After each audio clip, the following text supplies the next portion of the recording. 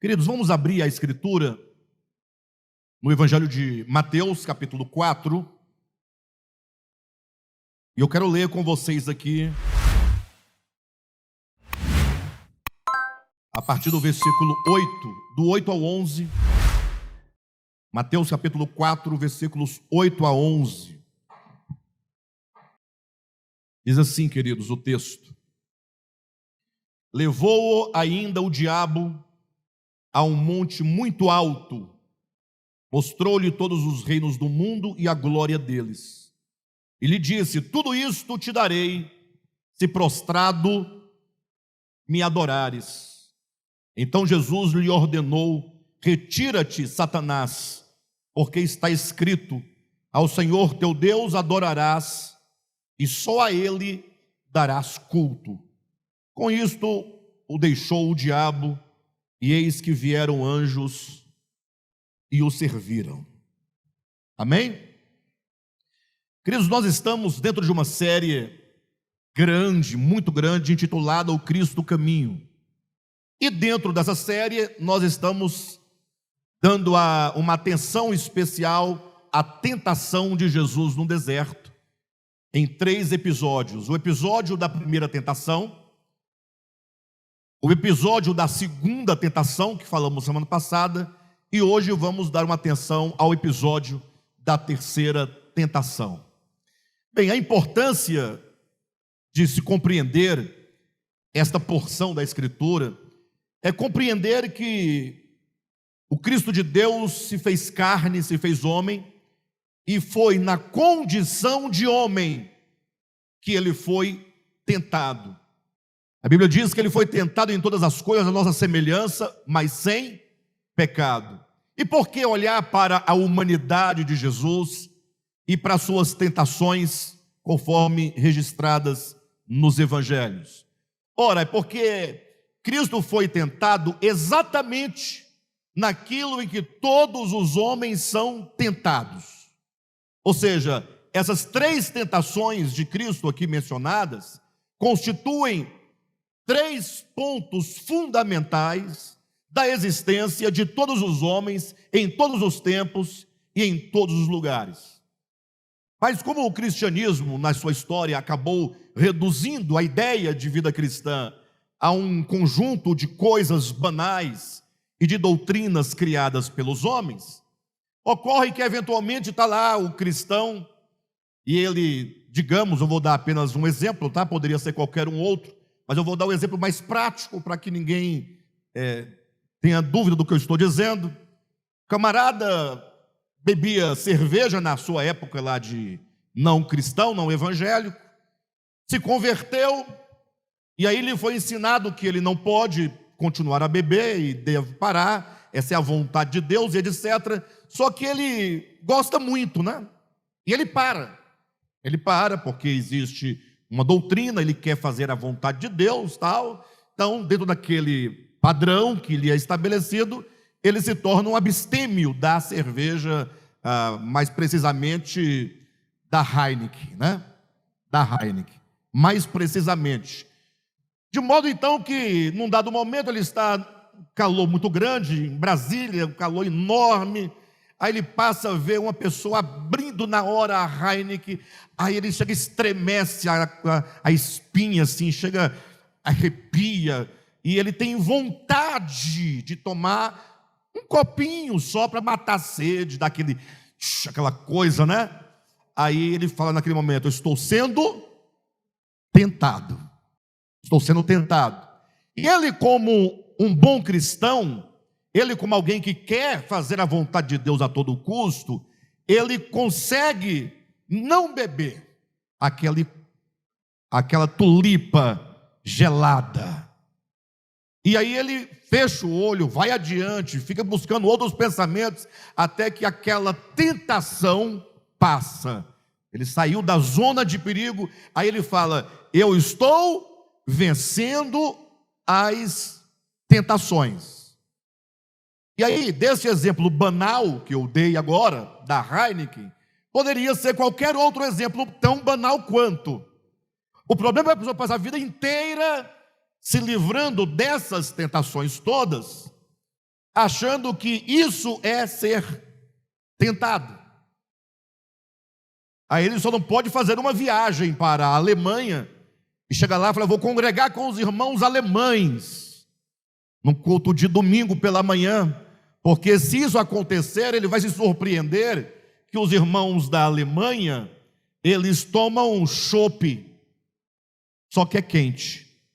Então ele vai ter duas frustrações: uma que ele não pode participar com os irmãos de lá, outra que está quente. Ele gosta de gelado.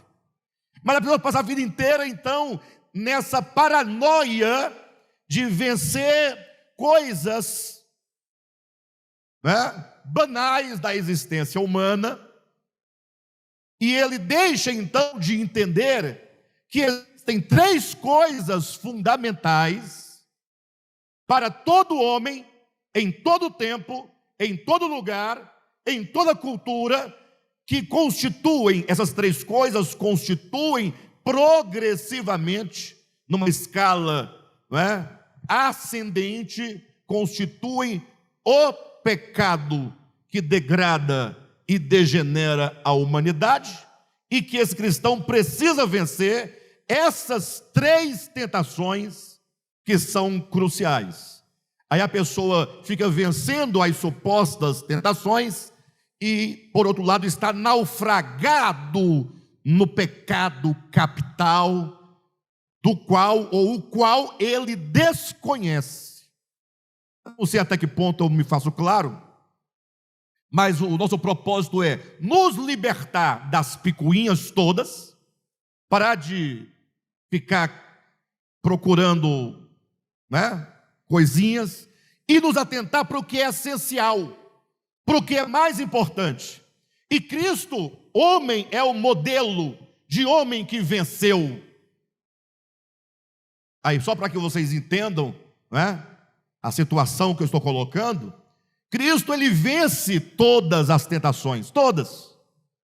Ele, por isso, é o Cordeiro imaculado, impoluto, o homem excelente, o homem santo, o homem sem pecado. Só que ele começa o seu ministério sendo reprovado pelos cristãos de hoje, porque ele começa o ministério. Qual é a primeira obra que ele realiza ministerialmente falando? Ele vai a uma festa de casamento. A festa de casamento naquela região e naquele tempo durava 7 dias. Então o povo lá sabia o que era festejar. A gente não sabe. Nossa festinha dura 4 horas. 4 horas depois, ó, irmão, está na hora, vamos embora. Um dia desse, os irmãos foram lá para casa. Estavam lá os irmãos lá e o pau quebrou, né? Assim, eu quero dizer que estava todo mundo animado, né? Aquela animação. Aí eu percebi que estava anoitecendo e os irmãos continuavam animados. Eu olhava assim para o Nivaldo animado. A Jusileide, então, misericórdia, animação. Falei, esse povo não cansa. Aí daqui a pouco eu falei, pessoal, todo mundo aqui, ó, olharam para mim. E quando o pastor fala, olha para aí, todo mundo olha, né? Pessoal, todo mundo, oi, o que foi? Vocês não vão para casa, não? Ai. Aí teve uma pessoa que estava lá e falou assim, olha, se você não mandar embora, eles não vão.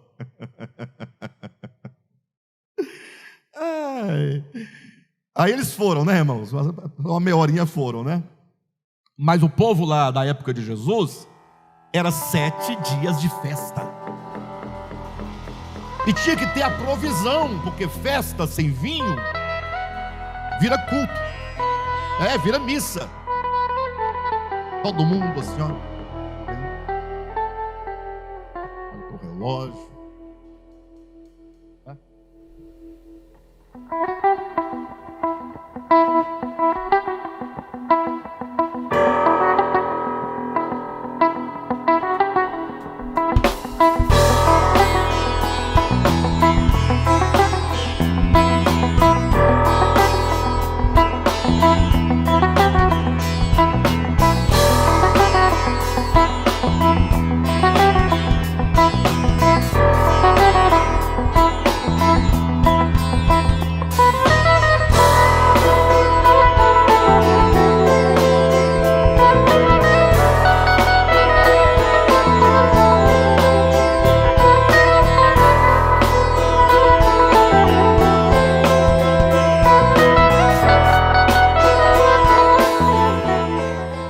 Festa sem vinho vira culto.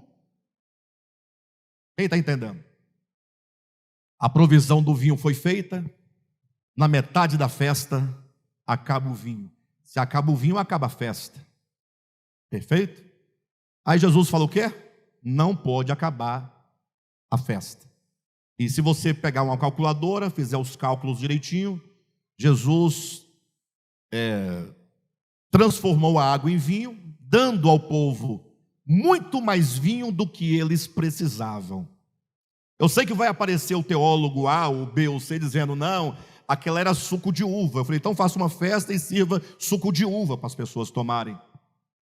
Um dia bebendo suco de uva, você vai ter uma dor de barriga, uma diarreia. Não faz sentido. Não faz sentido.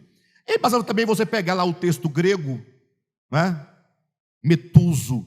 Quando todos já estavam, metuso. Quando todos já estavam, traduzindo a linguagem de hoje, para lá de Bagdá. É o texto bíblico, é Bíblia. Você não gosta de ouvir isso, então não leia a Bíblia. Se você ler a Bíblia com atenção, você vai se desagradar de quase toda ela. Porque a sua religiosidade não vai permitir você se deparar com o que tem aqui, e a sua pecaminosidade também não vai dar conta da santidade das coisas do reino de Deus que estão aqui. Você vai ficar perturbado, ela não vai te servir. Porque você transformou a vida cristã numa religiosidade. Aí você vai ver o povo pegando o dízimo para fazer festa, e Deus mandando, e o povo às vezes desobedecendo, e fala, não, obedeça, tem que obedecer a Deus, faça isso, dessa maneira. As festas de Israel eram todas regadas com muito vinho, bebida forte.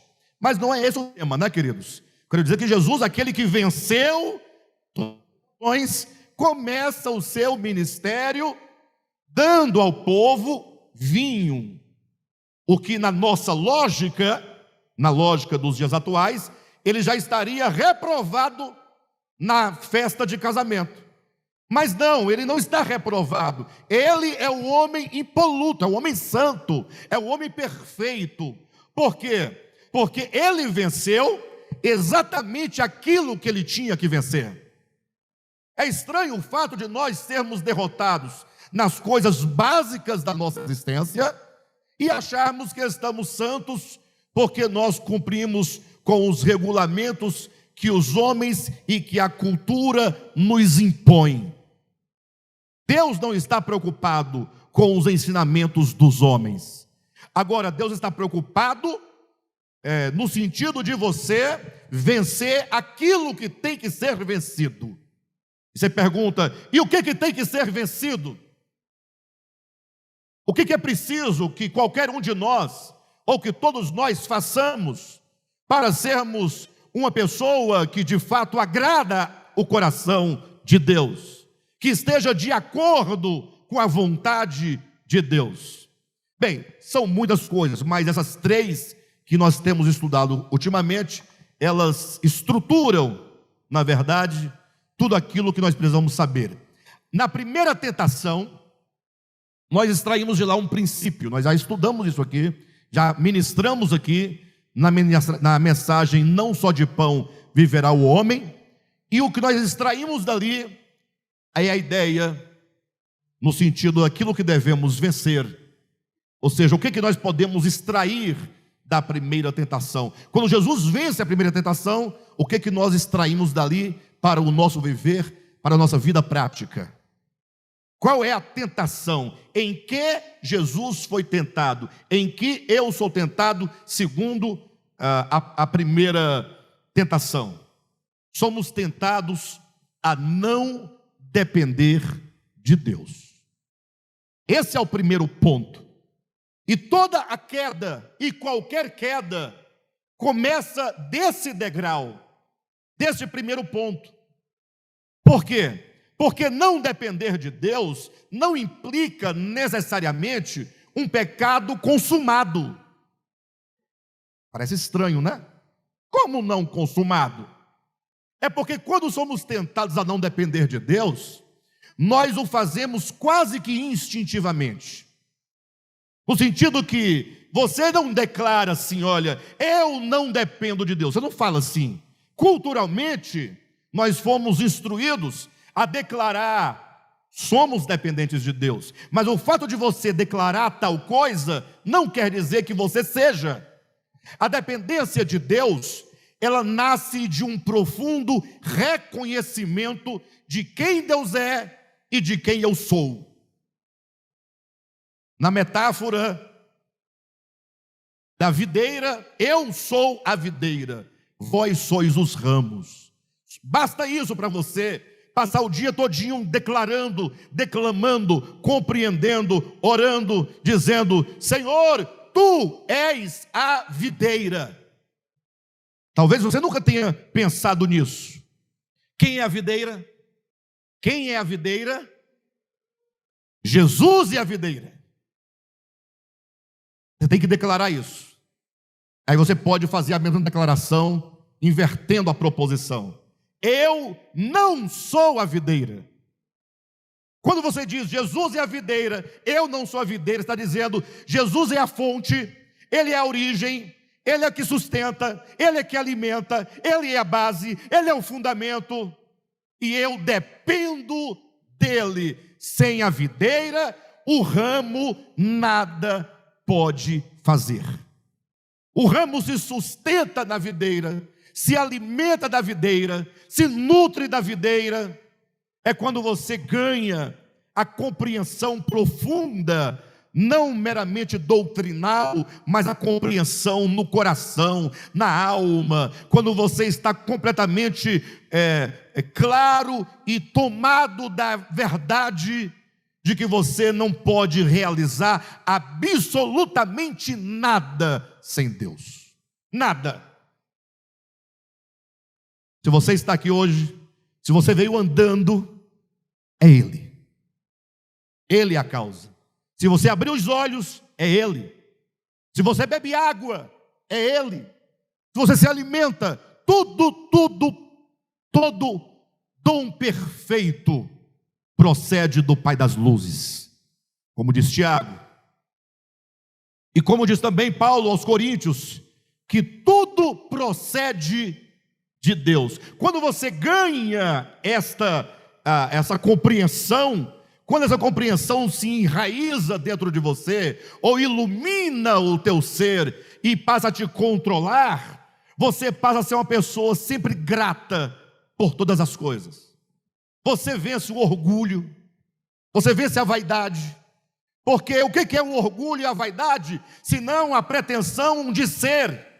Eu sou, eu faço, eu tenho, eu. Mas se você fala, eu sou o ramo, Cristo é a videira, eu dependo da videira, a dependência nos livrará de todo tipo de orgulho, de presunção, de arrogância, de jactância.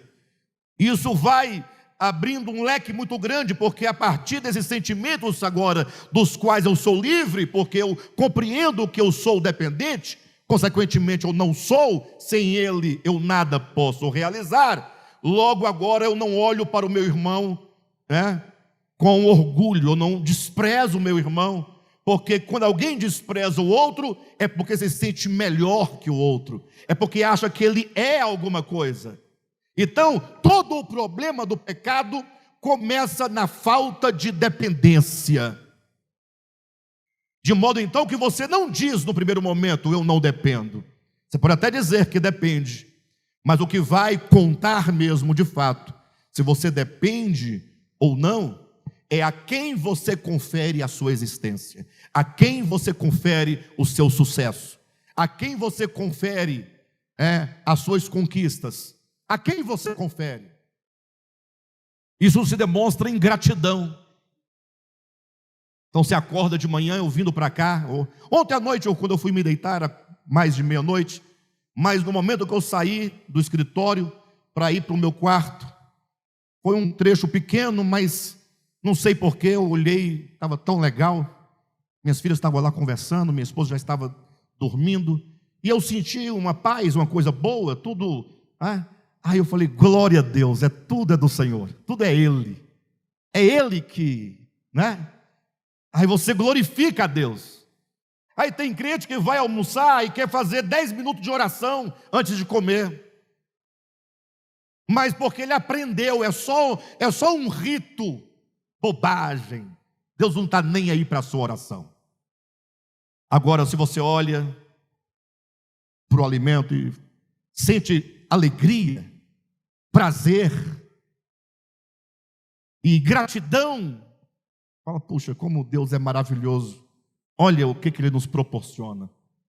Basta isso.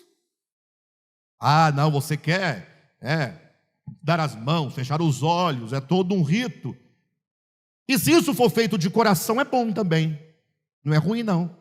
O que não podemos fazer é criar um sistema de comportamento que com o tempo tira a naturalidade da dependência, do reconhecimento e da gratidão.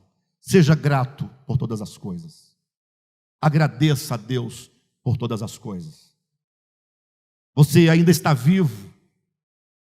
Então, o diabo, no primeiro momento, ele quer fazer você a pensar que você consegue realizar, que você pode, que você é capaz. E quando você fala, eu não sou capaz, eu dependo de Deus, você está vencendo. A segunda tentação consiste em duvide da palavra de Deus. Então, no primeiro momento, Deus é bacana, é legal, só que eu também não sou tão ruim assim, né, pessoal? Quem está entendendo? Agora, no segundo momento, essa tentação vai se intensificando, e agora, porque eu já me vejo alguma coisa, eu começo a duvidar da palavra de Deus. Leia Gênesis 3. Você vai observar que isso está lá na tentação, registrado por Moisés. Não foi assim que Deus disse? Perguntou a serpente. Ou seja, ela cita a palavra de Deus, ela distorce o sentido, porque Deus havia dito, de todas as árvores do jardim comerás livremente, mas da árvore do meio do jardim não comerás, porque no dia que dela comerdes, certamente morrerás. Aí a serpente falou assim, não foi assim que Deus disse? De toda a árvore do jardim não comerás. Por que ela fez isso? Por que ela disse, ao invés de todas as árvores comereis, fala assim, não comereis, para confundir. Aí a mulher tenta consertar. Não foi assim que ele disse. Aí começa o conflito. Aí ele diz assim, a serpente diz, é certo que não morrerás. Vem a dúvida. Aí a mulher agora fica pensando, puxa, mas ele disse que eu morreria. A serpente diz, não, mas não é assim, você é tonta. É porque você não sabe o que está por detrás dessa ideia. Você não sabe. Na verdade, Deus sabe que se você comer, você será como Ele é. Então, na segunda tentação, coloca o quê? A dúvida. Só que da dúvida passa para a terceira tentação. Porque se você comer, você não morrerá, certamente. Pelo contrário, você será como Deus. Então, o objetivo é tornar independente, duvidar da palavra de Deus, para então você se pôr no lugar de Deus. Quando se coloca então no lugar de Deus, o pecado está consumado. O pecado que degrada a humanidade. O pecado fatal. O pecado que causa a morte eterna. Quem é que vai morrer eternamente? Se é que vai morrer. Porque eu não sou juiz de ninguém. Quem é que vai morrer? Aquele que tornou-se independente de Deus. Aquele que duvidou da palavra de Deus. E aquele que se fez Deus a si mesmo. E essas são exatamente as três tentações de Jesus.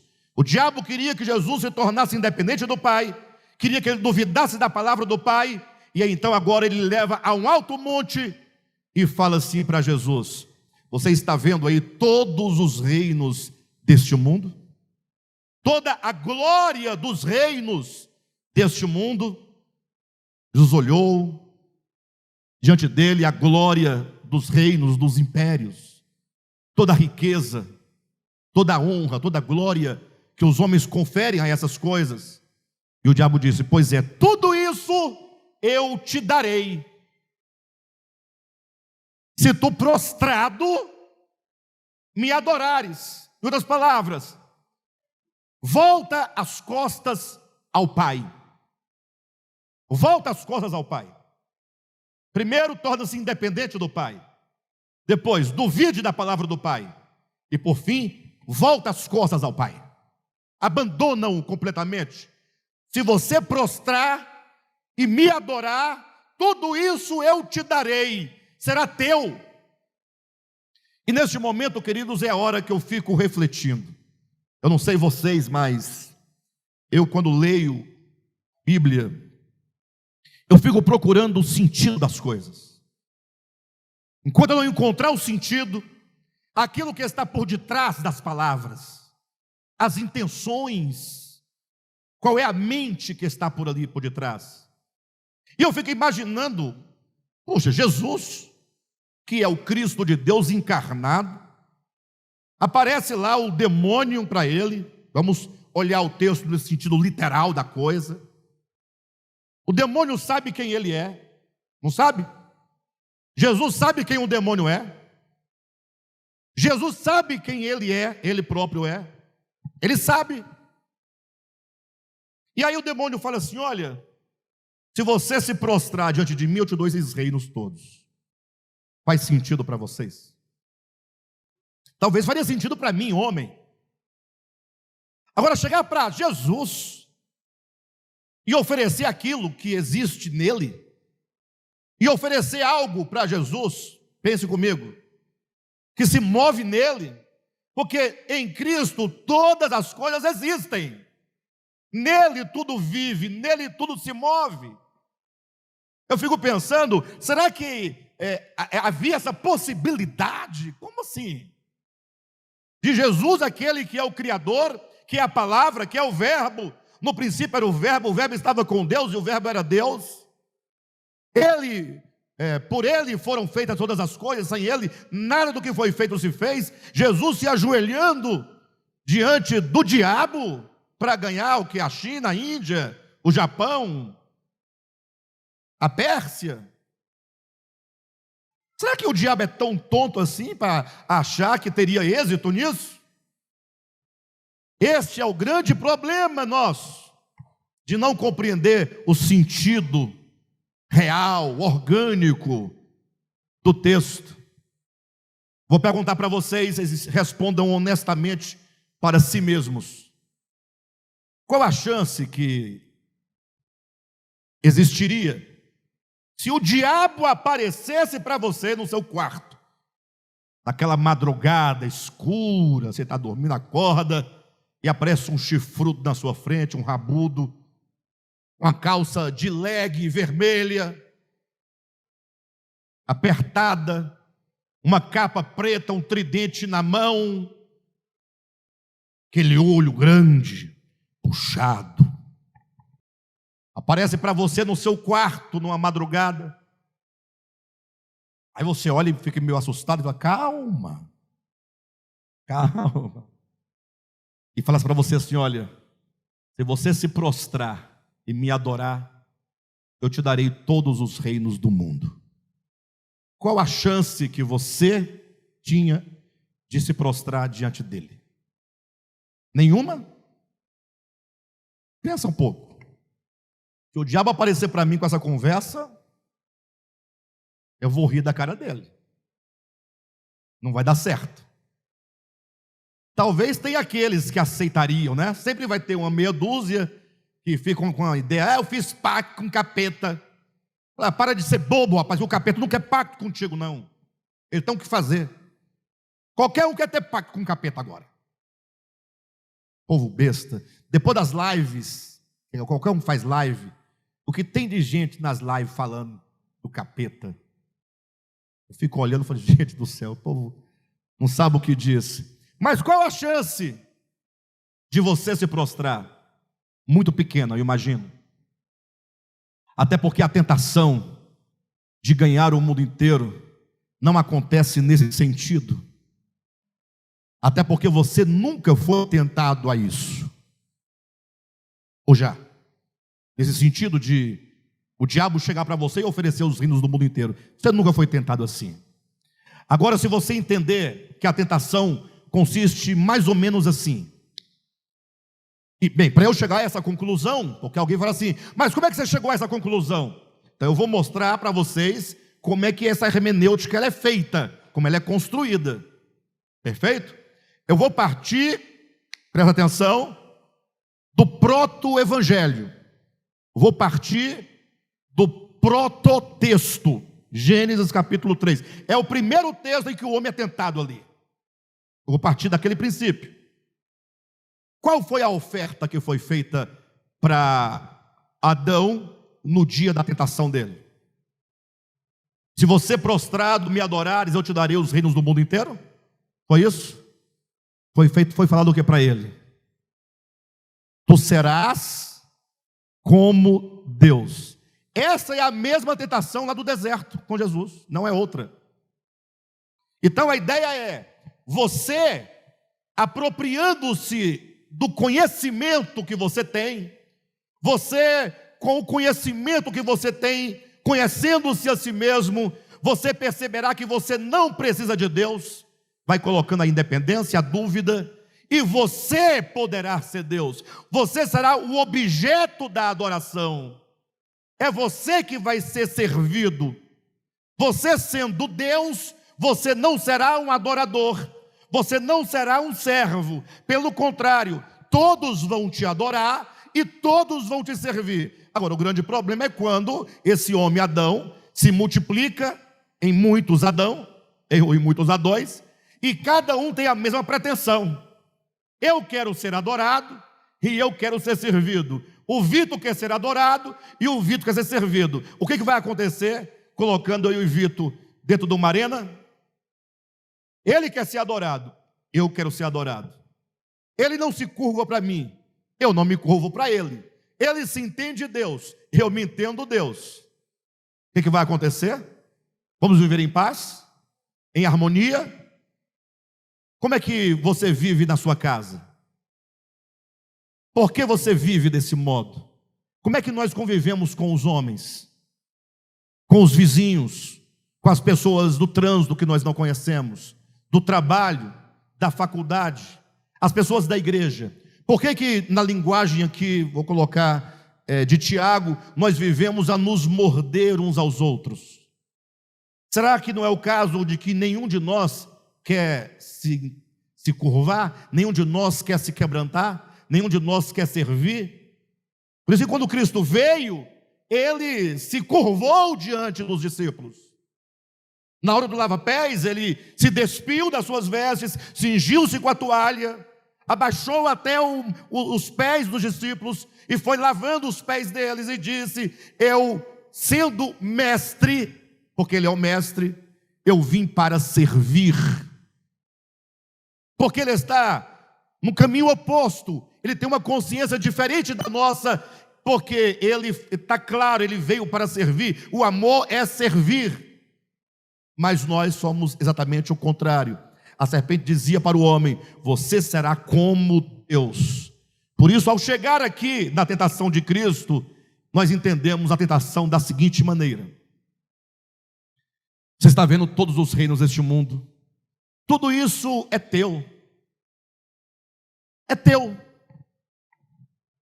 Toda a glória dos reinos, toda a riqueza, todos os reinos, toda a beleza, tudo isso é teu. Basta você se reconhecer como Deus. Volta as costas a Deus, o Pai, e adora-te a ti mesmo. Adorar o diabo é adorar a si mesmo. Adorar o diabo é adorar o ego. Então a pessoa diz assim: eu jamais me prostraria diante do diabo. É bem provável que não. Se você desconfiar que é o diabo, já dá uma meia volta, né? Já vai saindo. Mas é possível que você esteja prostrado diante dele há muito tempo e não se apercebeu disso. Ou seja, a tentação consiste: torna-te a ti mesmo Deus, faça-te a ti mesmo Deus, coloque-se no lugar de Deus. Agora olhem para mim, por um momento. Paulo, em 2 aos Tessalonicenses, ele fala algo muito misterioso que até hoje poucas pessoas discerniram.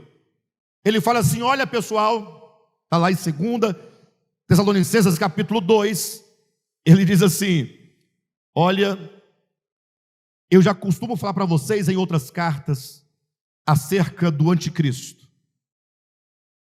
acerca do homem da iniquidade, acerca do filho da perdição, o qual o anticristo, o filho da perdição, o homem da iniquidade, o qual se assentará no santuário de Deus, ostentando-se como se fosse o próprio Deus. Isso é misterioso. Olhem para mim. O qual se opõe e se levanta contra tudo o que se chama Deus ou é objeto de culto, a ponto de quê? De assentar-se no santuário de Deus, ostentando-se como se fosse o próprio Deus. Por que que isso é misterioso? Alguém diz: eu não vejo nada de mistério, para mim está muito claro. Olha o que diz: o homem da iniquidade, ele se levanta contra Deus, a ponto de assentar-se no santuário de Deus, como se fosse Deus. Eu digo: sim, mas está escrito, mas e como é que isso é possível? Como é que isso se cumpre? E aqui, queridos, vai uma dica para você que ainda não compreendeu o que nós chamamos de aspecto dogmático teológico daquilo que nós chamamos de orgânico. A teologia tradicional, ao ler isso, fala assim: bem, o anticristo é um homem que virá. Perfeito? Então, Marquinhos, você é o anticristo, vem cá. Ele virá, vem cá. Pode vir, não tem problema não. Vem aqui na frente. Então, chegou, é esse camarada, ele é o anticristo. Mas porque ele vem disfarçado para enganar. O Marquinhos não, e antes falou assim: eu esperava um homem mais...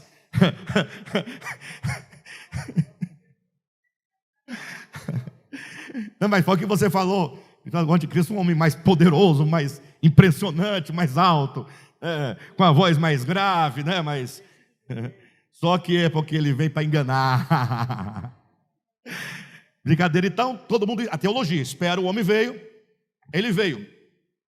Aí o texto diz: ele se assentará no santuário de Deus. Então, está todo mundo dizendo: olha, aqui está o anticristo, e ele vai se assentar no santuário de Deus. Aí, já começou a se assentar no santuário de Deus. Aí a pessoa pergunta assim: mas como pode ser? E como a teologia não vê muito como responder a esse como pode ser, aí eles tiveram uma ideia. Qual foi a ideia? Bem, o santuário de Deus é o templo de Jerusalém. Só que o templo de Jerusalém foi destruído no ano 70. Sim ou não? Logo, não tem mais templo de Deus. Agora não tem. Lá no lugar do santuário de Deus tem um outro templo que não é o Deus dos judeus. É uma outra coisa no âmbito das discussões das religiões. Bem, então, só que o anticristo veio, está aqui, e ele tem que cumprir a palavra, se assentar no santuário de Deus. Então nós temos que criar aqui alguma coisa para dar certo. Aí vem a ideia dizendo: o terceiro templo tem que ser reconstruído. Você não vai encontrar na Bíblia que o templo será reconstruído em nenhum lugar, mas você consegue ver agora na Bíblia o que não está na Bíblia, porque senão não acontece. Como ele vai se assentar? Você parte do pressuposto, você supõe previamente que isso é possível reconstruindo o templo. Então vamos tirar a mesquita que lá está, vamos reconstruir o templo. Agora sim, você vai lá, que está reconstruído, e senta lá dentro do templo de Jerusalém e diga assim: eu sou Deus. Fala: eu sou Deus.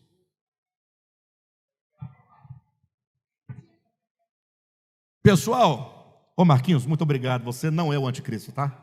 Pelo contrário, você tem um espírito de Cristo. Mas veja, é assim que é a interpretação. Quem entendeu? Tem graça esse acontecimento? Se o camarada entrar lá, digamos que o templo fosse reconstruído, entrasse um camarada, eu sou Deus. Eu falei, vai, pá. Não faz sentido. Tem quem vai acreditar, tem quem acredita em Cristo.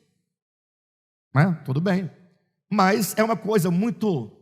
Bem, mas como resolver esse problema? Primeiro, não é assim conforme foi aqui apresentado. Não é assim. Como é então, Alexandre, se não é assim? Primeiro ponto, no Novo Testamento, que é a revelação que conduz o entendimento de todos os homens, de todos, acerca da verdade, é que Deus não tem, não possui, não admite santuários feitos por mãos humanas. Esquece isso. Quando o Novo Testamento diz que o homem da iniquidade vai se assentar no santuário de Deus, entenda, a linguagem do Novo Testamento, quando diz santuário, nunca vai se referir a um templo feito por mãos humanas. A ideia de que santuário de Deus é um templo feito por mãos humanas é uma ideia veterotestamentária, do Antigo Testamento. É uma linguagem própria de uma dispensação de sombras e figuras. Então, se você perguntasse para Deus, Deus, o Senhor tem templo? Hoje em dia ele diz, tenho. Só tenho um templo, é o templo vivo, que é o meu corpo, a minha igreja. A casa de Deus, o templo de Deus, o santuário de Deus. A Bíblia declara alto e bom som: vós sois o santuário de Deus, o santuário onde habita o Espírito de Deus. Então, quando a Bíblia diz que o homem da iniquidade vai se assentar no santuário de Deus, ostentando-se como se fosse o próprio Deus, fala que o homem da iniquidade, que é o anticristo, ele vai se assentar na sua cabeça. Ou seja, na sua consciência. É aqui na consciência, na sua sinagoga, na testa, onde se imprime 666. É aqui que o homem da iniquidade vai se assentar e vai dizer: eu sou Deus. É aqui, dentro da sua consciência. O assentar-se no santuário de Deus, que somos nós, pessoas vivas, é o mesmo do que o 666 inscrito na testa, um selo que está sendo já desde os primórdios da humanidade sendo impresso na mente das pessoas. Está todo mundo esperando o 66 chegar, né? Vai chegar não. Já chegou há muito tempo. Ou seja, quem entende 666 como um carimbo, ou entende o anticristo indo para Jerusalém para ficar num templo físico, essa é a visão dogmática teológica. É uma linguagem rudimentar, antropomórfica. O que é orgânico? É quando eu entendo esses eventos como acontecimentos dentro de mim. Na medida em que eu vou sendo conformado a este mundo, ao espírito desse século, vou me permitindo moldar com as ideologias desse século, com a mente desse século, com o espírito desse século, e então dentro de mim vai sendo formada uma consciência, um modo de pensar, um modo de interpretar, e consequentemente o selo é na testa e também na mão direita, porque aquilo que está constituído da minha consciência se torna agora a minha ação, o meu viver, o meu fazer, o meu executar. Portanto, primeiro imprime-se na consciência, forjando dentro de mim uma consciência anti-Cristo, contrária a Cristo, para eu viver e proceder de modo contrário a Cristo. Não é sem razão que no Apocalipse estará escrito que será feita uma imagem da besta. Uma imagem. E essa imagem será colocada onde? Dentro do santuário de Deus. E você nunca parou para pensar que imagem não é estátua. Quando a Bíblia fala imagem de escultura, são duas coisas. Uma coisa é a escultura, outra coisa é a imagem. Então você pega o Marquinhos de novo, ele tem uma imagem, que é o ser. O ser dele é a imagem. Agora eu vou pegar essa imagem e vou tentá-la esculpir, fazendo uma estátua da imagem. Então, imagem é o sentido subjetivo do ser. A escultura é o sentido físico e material da coisa. Então é dito que far-se-á uma imagem da besta, que é o ser do anticristo, para colocá-la dentro de onde? Do santuário, dentro do homem. Essa é a proposta da serpente desde Gênesis 3. Tu serás como Deus. Por isso que é o 666. Nós temos aqui dois números em 666. Nós temos o número 6, que é a base, e temos o número 3, que é a repetição. 6, 6, 6. Você tem o número 3, que é a quantidade de vezes que o 6 aparece, e tem o número 6 como base. O número 6 na Bíblia representa o homem, criado no sexto dia. O número 6 representa o homem. Então o número 6 é o número de homem, representa o homem. Quem diz isso? É o Alexandre? Não, está lá. Que ninguém poderá comprar nem vender, tal, senão aquele que tem o número 666. Ele diz, quem tem sabedoria entenda, porque o número 666 é número de homem, não é número do homem, é número de. Ou seja, quando você encontra número de homem, você tem aqui um objeto indefinido, não é definido. Do homem, você definiu qual homem que é. De homem é homem em geral, qualquer um deles. Então, o número 6 é número de homem. Agora, quando esse homem, que é o 6, se faz a si mesmo Deus, ele vai invocar o número 3. Porque o número 3 é o número da manifestação do divino para os homens. É Deus o Pai Criador, é o Filho Redentor, é o Espírito Consumador da obra. O número 3 aponta para o Deus pleno, para o Deus trino. Então 666 significa o homem se colocando no lugar de Deus.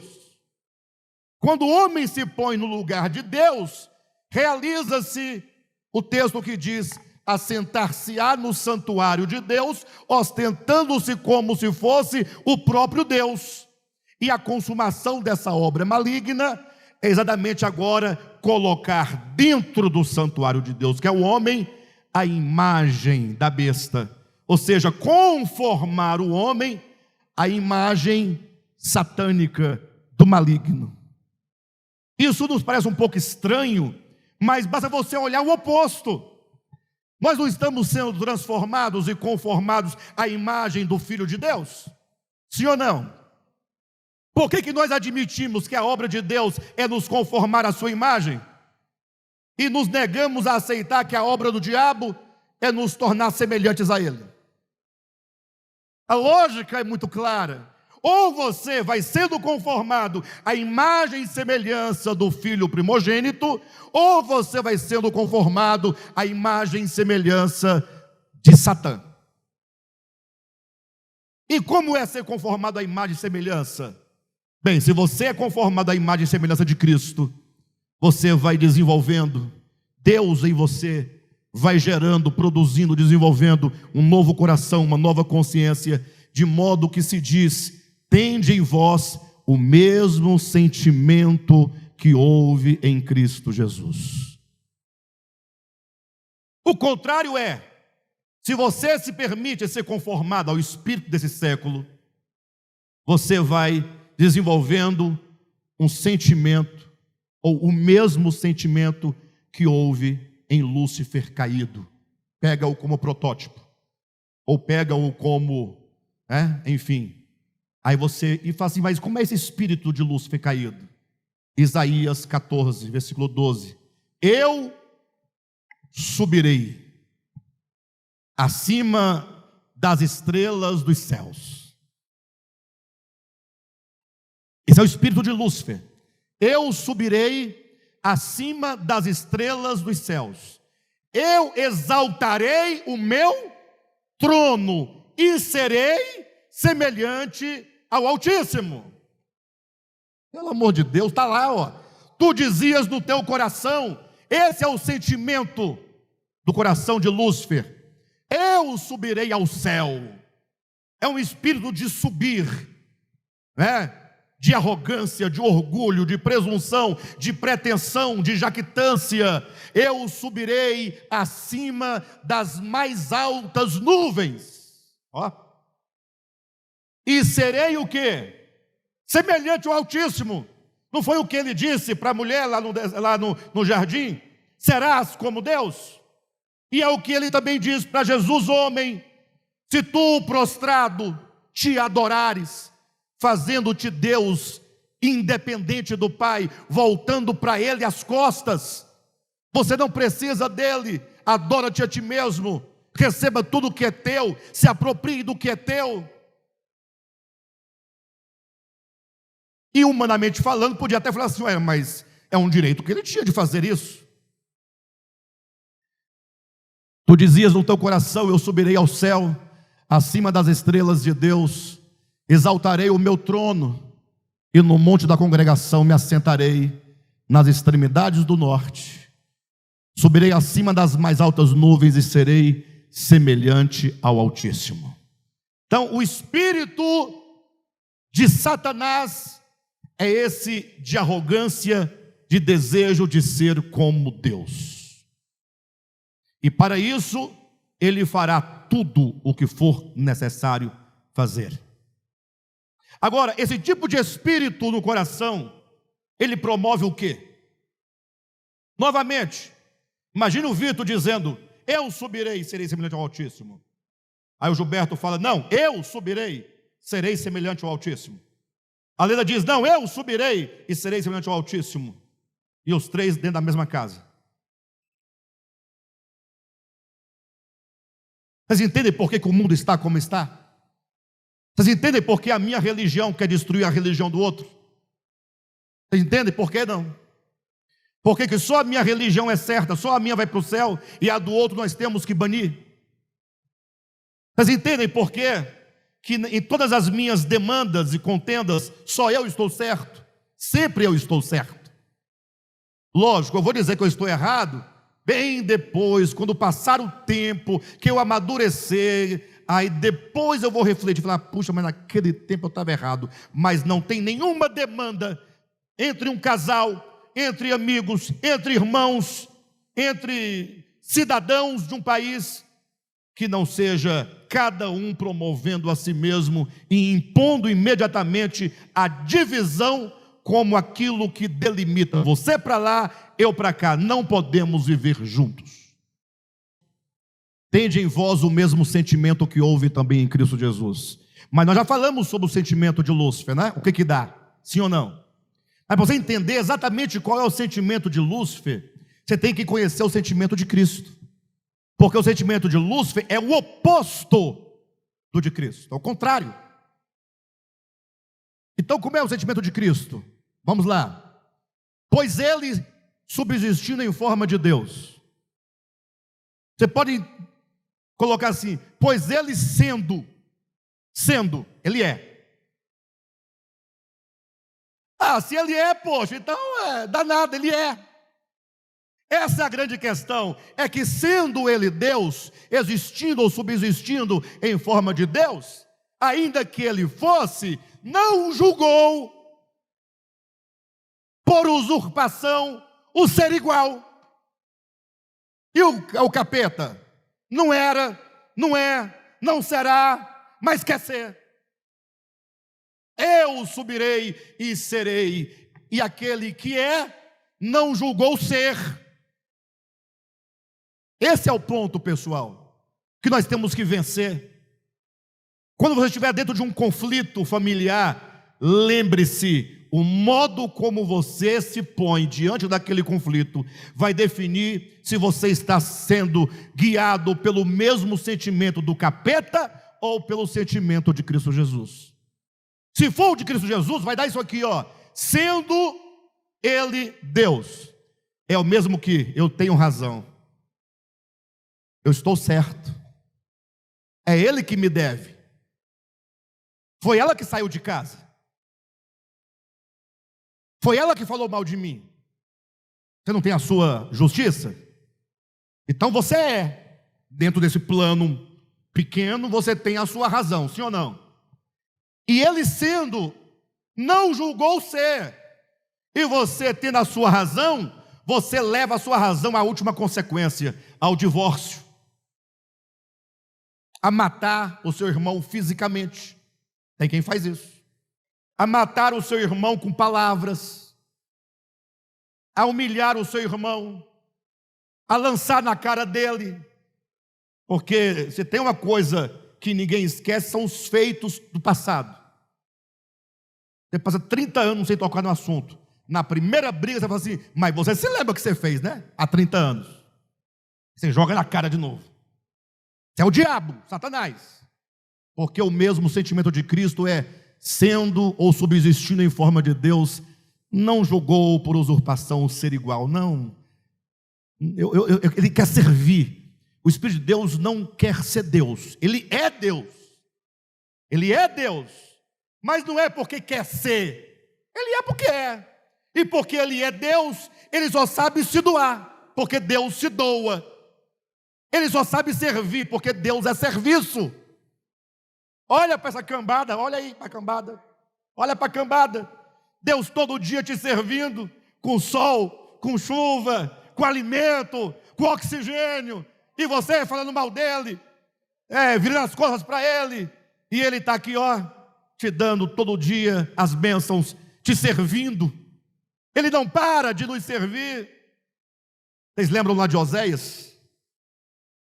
O ponto alto do livro de Oséias é quando a mulher de Oséias, que tornara-se prostituta, ou foi prostituta, ou era prostituta, ela fugiu de casa, já tinha filhos com ela, e aí foi lá por viver na casa de prostituição. Mas ela já tinha saído de casa umas 10 vezes já. Oséias vacilava, ela ia para a casa da luz vermelha, escapava. Oséias ia lá, buscava, trazia pela mão, todo mundo vendo. Ele trazia a mulher lá da casa de prostituição, uma vez, 2 vezes, 3 vezes. Outra vez ela foi, Deus falou, não, agora deixa ela lá, deixa ela lá. Só que aí ela foi ficando velha, a pessoa não vai perdendo a beleza, começa a acabar aqui, que não acaba aqui, passa lá. O que era lá fica cá. Foi ficando esquisita a coisa. Foi ficando difícil. Acontece isso. Como diz o meu irmão, só o peteco. Vira um peteco só. E aí os clientes foram preferindo outras mais novas que estavam chegando na casa de prostituição. Ela foi ficando lá. Não entrava dinheiro, vem a necessidade. Aí Deus falava assim, Oséias, o homem está passando necessidade. Faça uma feira bem grande, boa, com uns tecidos finos, perfumes caros. E manda entregar. Você não vai entregar, você não vai levar, você manda entregar. Mas ela não pode saber que é você. Isso é ruim demais. Nem para saber que fui eu, não. Mas por que não? Porque quando ela receber os presentes, você vai ser a única pessoa da qual ela não vai se lembrar e nem vai supor ou pensar que foi você. Ela recebia aqueles presentes e dizia: os meus amantes mandaram me entregar.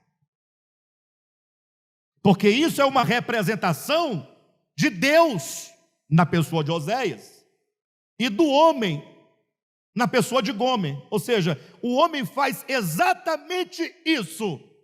Recebemos os presentes de Deus. Eu falo: foram os meus amantes, foi a sorte, foi meu emprego, foi meu patrão, foi o fulano, foi o beltrano, foi minha capacidade. Eu estou vencendo porque eu tenho inteligência, porque eu estudei muito, conferindo tudo a você. E Deus continua enviando presentes. Deus, porque é Deus, Ele não é Deus porque quer, Ele é porque é, Ele é amor, Ele é serviço, Ele é cuidado.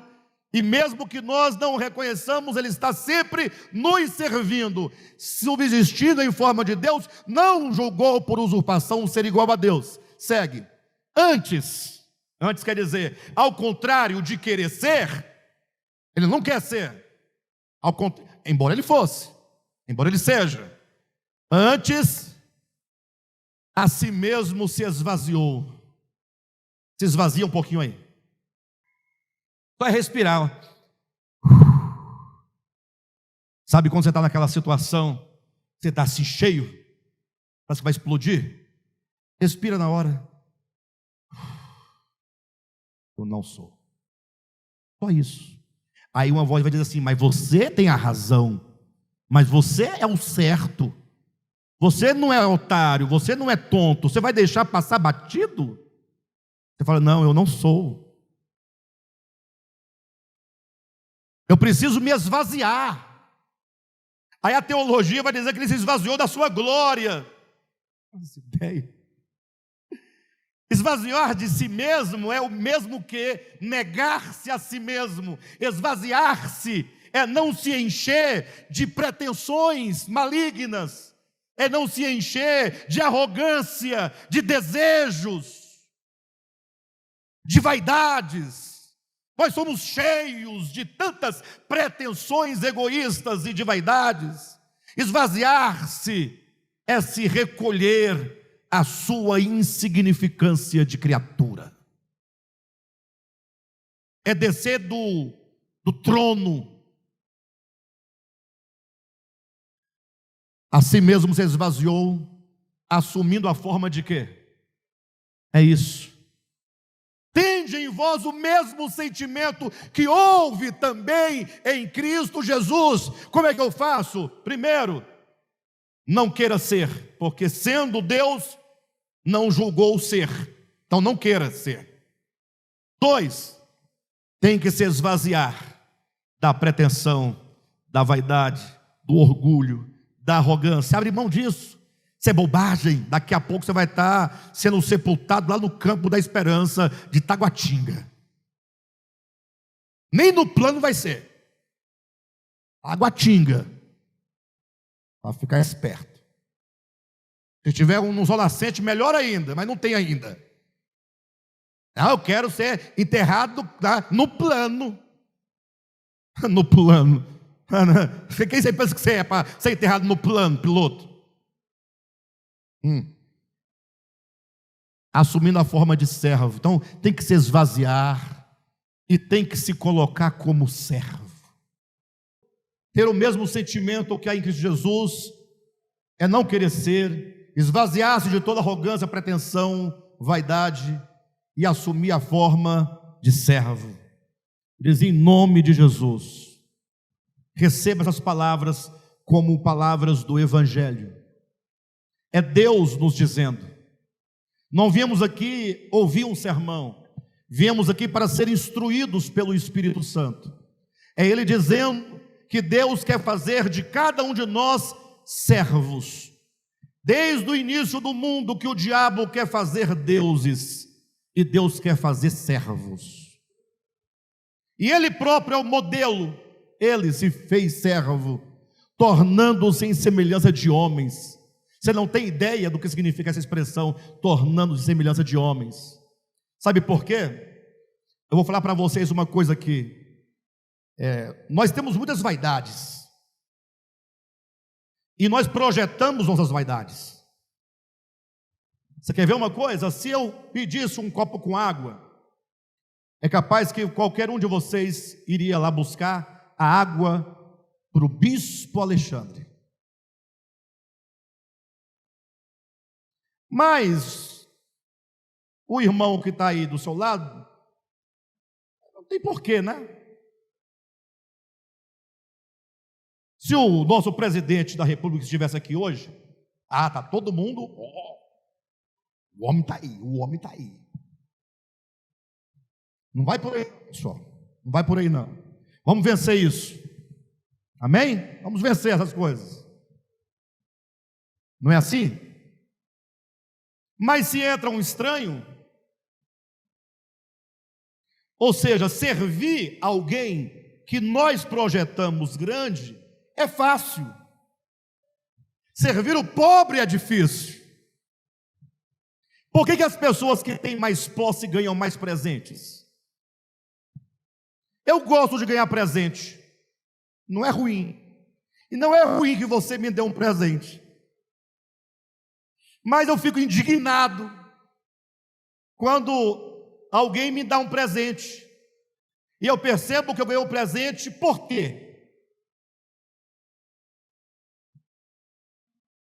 Não é sempre assim. Tem aquela pessoa que gosta de fato de você e te dá presente, legal. Mas no geral, ganha mais presente quem não precisa de presente. Um dia que você for comprar um sapato para o pastor Alexandre, de repente você fala assim: vou dar um sapato para o pastor Alexandre. Antes você me procure para eu te passar o modelo. Não vem com aqueles Vulcabras não, que não vai dar certo. Não vai ser muito caro, não é caro, mas não pode ser Vulcabras. Aí você vai comprar, você pega, vou levar no domingo. Aí você para um pouquinho e fala assim: puxa, mas o Alexandre não está precisando de sapato. Não está. Tá. Ele tem sapato. Então eu vou comprar esse sapato para alguém que não tem sapato.